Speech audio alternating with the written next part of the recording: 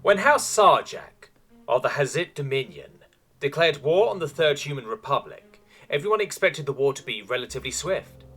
The Hazit, like nearly all species on the galactic stage, were carnivores after all. Their warrior caste, the elite of the elite, were extremely skilled.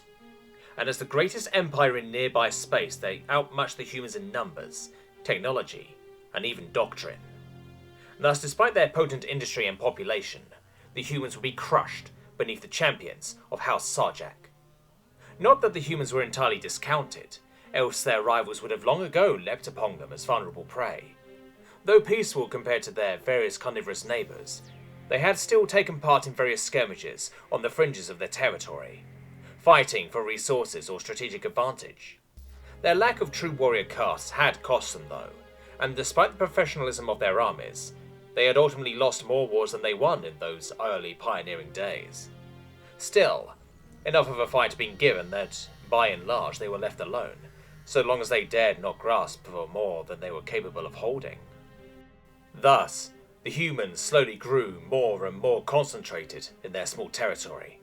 Their tribe mentality, gifted to them by their omnivorous nature, was more encompassing than the pack mentality of their carnivorous rivals, allowing humanity to develop rich, dense worlds holding tens of billions each, without succumbing to the internecine civil wars such densities would provoke in the carnivores. Quickly, they became wealthy off their industry, which the numerous though relatively undeveloped worlds of their neighbours fed with enormous quantities of raw material. Still, this wealth was dwarfed by the might of the Hazit, whose dominions cast a shadow over all nearby states. Thus, no one was shocked that when the forces of House Sarjak and their allies descended upon the humans, the omnivores were forced back. Not everywhere, and with grueling battles that cost each side tens of millions, but still, the human line gradually crumbled, pushed back to the strongholds of the northern fringe, Waylon, Lerta IV, and Nova Medio. Seeing the encroaching fleets and reeling from the string of losses, the Centupriate, for the first time since humans emerged on the galactic stage, ordered a full mobilization, declaring that this war would be fought with the full might of humanity. This confused the alien observers who heard of the pronouncement. The humans were already at full mobilization after all, and at least by these alien estimations they were losing badly. Almost the full fleet of humanity was at the front line, and it was being hounded and diminished by the day under the alien onslaught. The Hazit had shown dominance quickly and effectively, and many observers thought it was time for the humans to submit to the mightier species, to accept peace rather than fritter away the entirety of their warrior caste in a meaningless struggle. It was only those who boarded the humans that even had an inkling of what was truly happening in the omnivorous state, as they accepted the requests from the humans for truly enormous loans, which were near immediately turned around into orders for equally vast quantities of resources. Still, the war raged on, and the remnants of the human fleet fought delay in action after delay in action against the aggressors. They were too few, though, to contest the might of several Hazit houses in their full strength. Thus, Lerta IV was the first to fall. As the Third Human Fleet, reduced to 42% combat effectiveness, evacuated as many people and as much industry as was possible.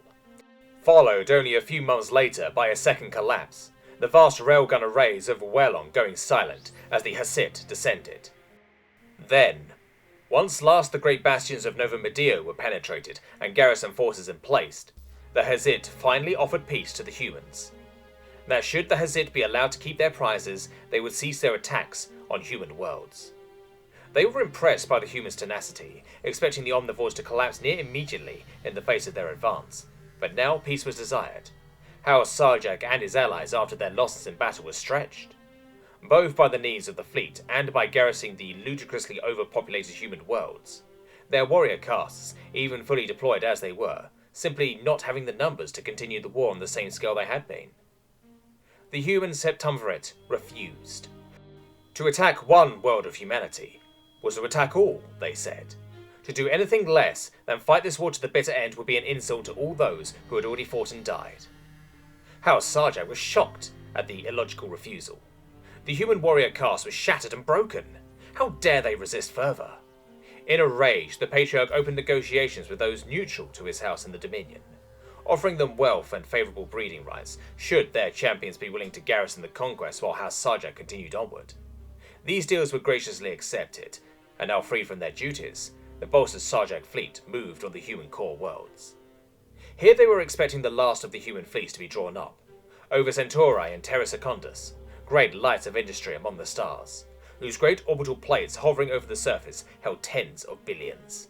Here, they thought, would be the last battles of the war, as the Hazit would annihilate the petty remains of the humans and claim even the bountiful core of humanity for themselves. Here, they were proven wrong. Instead of a shattered and broken fleet, they found a nearly restored human armada to fight them, bolstered by half-trained but eager human recruits from voluntary and conscription drives, armed, now, with the most powerful weaponry humanity could mass produce. Here they found war, fire, and blood. The battle raged for days, as the worn-down Hazit fleet battled against the freshly built armada of humanity.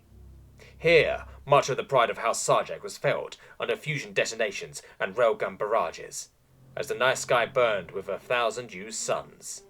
Here also was where millions of humans were beaten and broken under particle lance and laser fire, until ultimately, when the lights in the skies went out and the losses were counted, it was the Hazit who held the field, who had beaten back the fresh armada wrought by the humans, and who set to the invasion of the core worlds.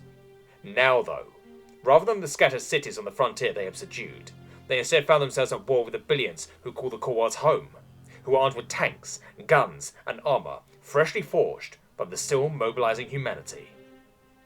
The battle waged on these planets for years, as the hyper-elite warrior caste of the Sarjak fought against the armies and militias of planets 30 billion strong. As ground was gained, and the tempo of the battle was still somehow sustained, House Sarjak increasingly was forced to draw more and more upon the garrisons they had so dearly paid for, as this war of attrition that the humans seemed to willingly be throwing themselves into was waged day after day. Each dawn they wondered if, like all foes they had faced and defeated before, the humans would finally break. If these fresh recruits and militias were finally the last of what humanity had to offer. Yet each day, they faced new men and new equipment still being produced in the forges of these industrial titans. The neighbours of humanity now began to whisper to themselves, as more and more of the Hazit's strength was being poured into the meat grinder, their vast empire increasingly guarded by less and less, with only a few houses remaining uncommitted to humanity's so-called war. All these neighbours continued to accept the humans' extravagant demands for more and more material, watching with glee as the humans' worker and labourer castes, as they understood such things, bled the pride of the Hazit white in the war, even while suffering a 5-to-1 casualty ratio. Finally, the Sarjak Patriarch declared that enough was enough. After years of war, the human forces still fighting in space over the core worlds could no longer block its advance, and so furious was the head of the house that he was even willing to work with the greatest of his ancestral enemies. To these houses he could not offer wealth nor favours. No, such was too low an offer for these proud and avaricious houses. He instead offered prizes. If assistance was given, they could take their pick of the human worlds once they were conquered, so long as they provided their fleets to this seemingly endless, illogical conflict. Thus a restored, united Hazit fleet made their way past the still resisting core worlds between him and his goal, and struck at the heart of humanity's republic, Earth itself. Here the Hazit found they had surprised the humans, who were mere weeks away from launching their own great offensive to finally block the Hazit assault. Here the Hazit and the wider galaxy discovered the meaning of full mobilization. For the human industrial machine had finally, after several years, been fully converted to the war effort. Human unemployment, once quite high, had dropped to practically zero, as every body was needed either in a factory or in a uniform. To their horror, the Hazit finally realized that humans had no warrior caste. Every single human was a potential soldier in the making, ready to be thrown into the battlefield. And they had given each and every human a good reason to do so. Today, humanity's neighbours discovered that when the Hazit attacked, it had not been like attacking another house or even another carnivorous race, who would submit quickly when it was shown who was the stronger.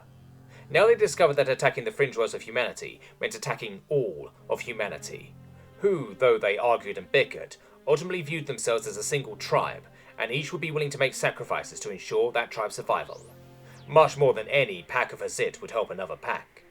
Thus the fires of industry burned bright and hot on the worlds of humanity to fight this war in the north, despite how far it might be from any individual human planet. And as the Hazit decelerated into the solar system, expecting to perhaps again face another miraculously reorganized fleet pulled from nowhere, they instead found an armada 3 times the size humanity had ever fielded before, with weapons and shields reverse engineered from the Hazit's own, with troops now trained and experienced over years of grueling conflict. The following battle was the death knell for House Sarjak, as even disorganized and surprised, the human armada fell upon the Hazit fleet.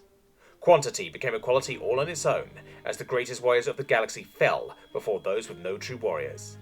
Billions died in that battle, so vast that many think its equal will not be seen for centuries. Despite their massive disadvantage, the Hazit still showed why they were the most feared race in the region, diving into battle with reckless abandon and tremendous ferocity. But despite their opponent's skill and prowess, humanity's victory was never in doubt, and the fleet of the Hazit was smote amongst the void in but a single day, and the strength of their race along with it. Over the course of the following year, humanity would move to reconquer all that had been lost, breaking the stalemate on the core worlds and reclaiming the northern fringe.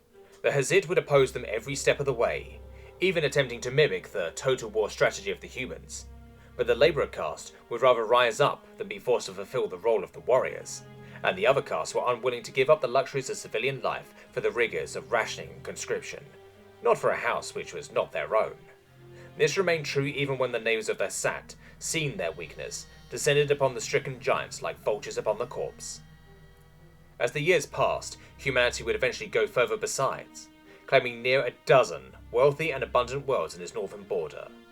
They would not, however, stretch out their hand much beyond, for there was no way they could keep it.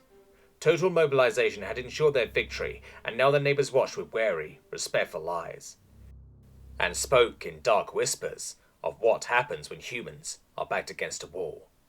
But a generation of humans now lays dead upon the field. Billions, tens of billions now live without a brother, father or sister, and the wealth of humanity have been sacrificed upon the altar of victory. It would be decades before they can marshal again what they did in that final year of war. But no matter how bittersweet, victory was still victory, and it will be remembered by all for centuries to come.